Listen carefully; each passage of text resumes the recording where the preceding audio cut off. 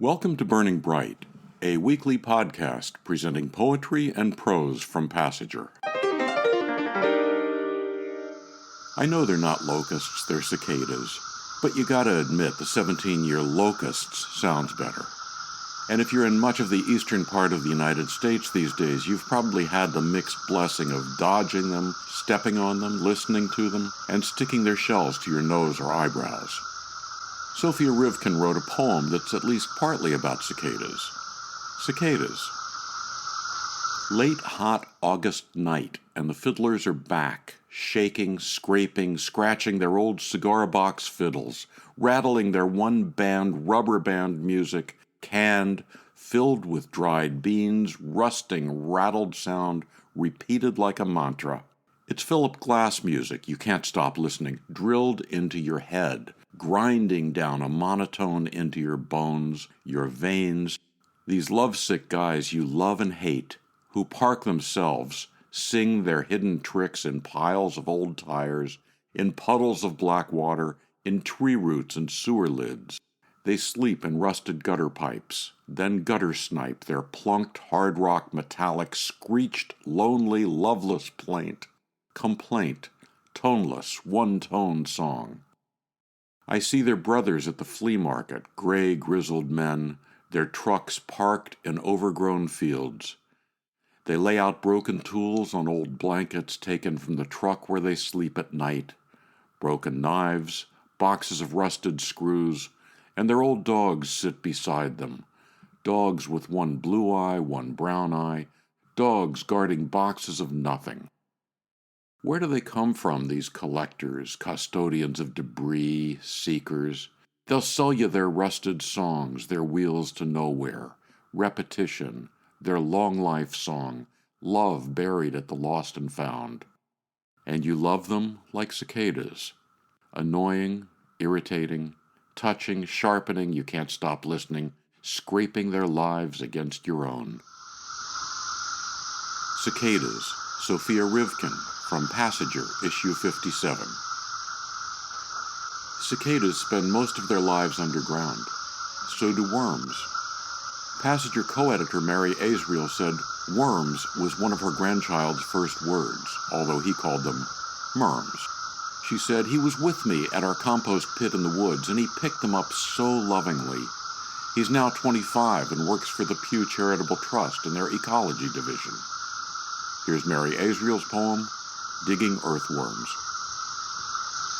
When I lean on the spade and push down through layers and layers of old black leaves to bury our garbage in the compost pit, carrot curls, aromatic apple cores, grounds of coffee, gritty, damp, dry, the dark comes alive with earthworms who pull tunnels of air through the choked underground and eat what we don't and cast, producing dirt that crumbles and smells sweet as devil's food cake. When I see one or hold one, pink, purple, brown, a hole at each end, beautiful slip and shine with no feet or face, confirmed in its character by all it can't do, sing, jump, type, drive a car, I'm grateful for the gift of its single-minded life, and glad I'm not a bird, compelled to eat it. Digging Earthworms by Passenger co-editor Mary Azrael. The last time these cicadas whooped it up like this was 17 years ago, back in 2004. That's when Passenger published Barbara Crooker's poem, Line Dance. At my daughter's wedding, we formed a chain to New York, New York. Her friends from college arm in arm with my ex-mother-in-law, who's whooping it up. She loves Frank Sinatra, and she's holding hands with the bride, whose elbows hooked into a bridesmaid's. All four of them in navy shantung have their arms around each other's waists like a chorus kick line, though somehow the groom's sister is also holding a bottle of beer. My youngest daughter at the end, her hair a glory of red ringlets. You'd never know she was in a coma 6 months before.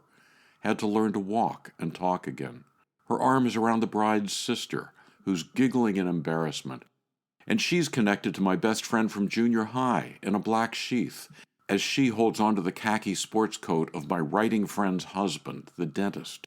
while his wife, in lilac, wraps her arm around one of my neighbors who's linked to a friend from college in white silk slacks, and there at the end is my ex-husband, the one who didn't want to be married anymore, holding his soon-to-be estranged second wife, the one he left us for, at arm's length.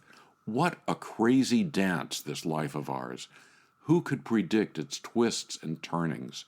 Start spreading the news. Everyone I've ever loved is here today, even the dead, raising a glass and dancing, circling around the bride in her frothy gown, bubbles rising in a fluted glass, spilling out, running over.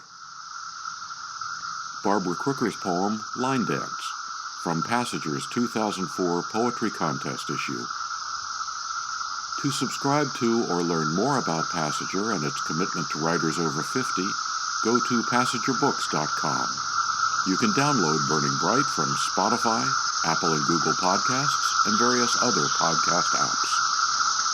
We'll be back in 17 years, or next week, whichever comes first. For Kendra, Mary, Christine, Roseanne,